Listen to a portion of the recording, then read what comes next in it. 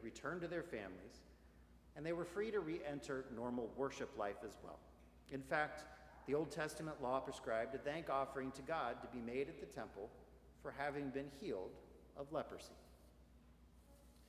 We read tonight that as Jesus entered a village, he was met by 10 lepers who stood at a distance, as they should have, and lifted up their voices, saying, "Jesus, Master, have mercy on us."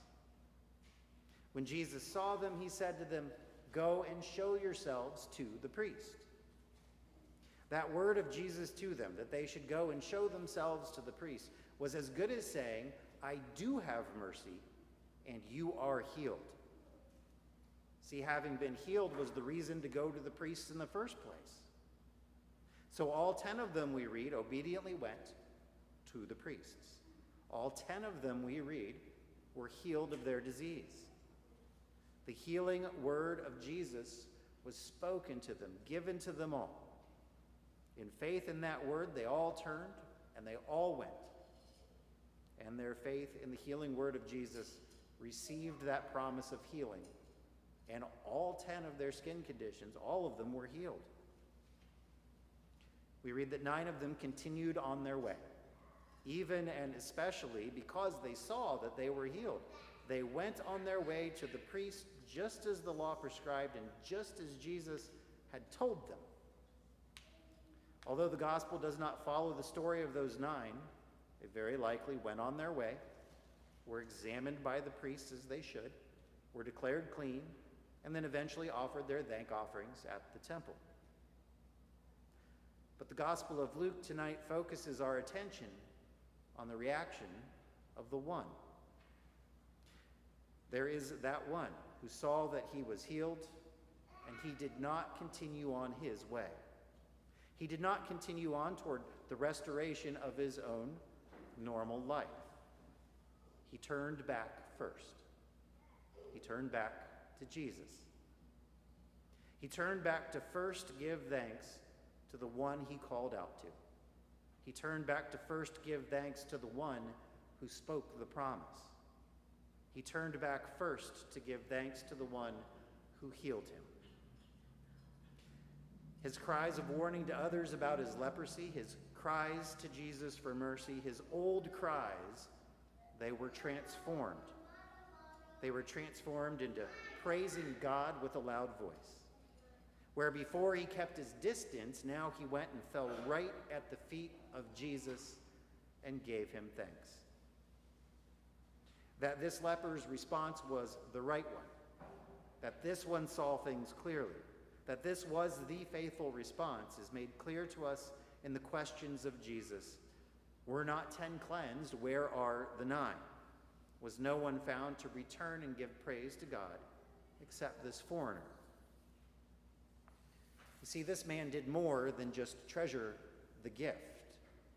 He returned to and treasured the one who gave the gift.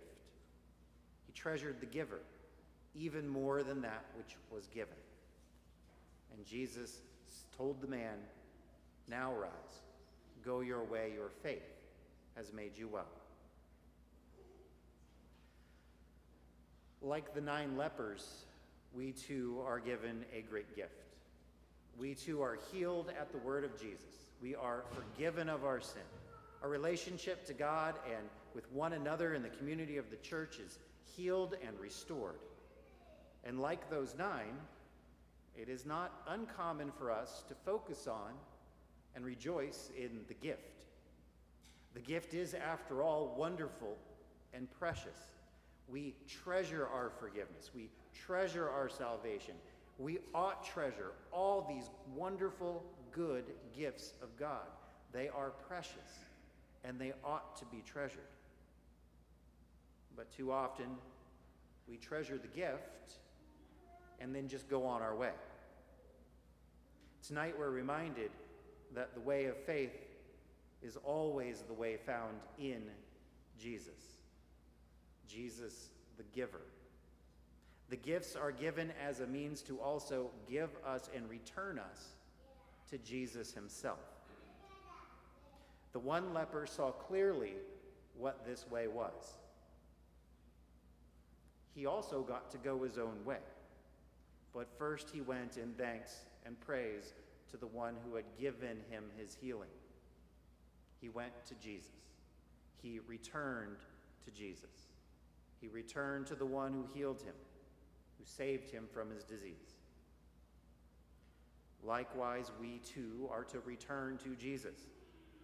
Faith always takes us to the one who has healed us and saved us, who is also yet healing and still saving us, not from leprosy, but from our sin, that disease that estranges us from each other and from God. And of course, we're called to treasure the wonderful gift of salvation given to us in Jesus, but even more than the gift, faith puts our attention, our thanks, our praise, our service, and our obedience on the one who gives.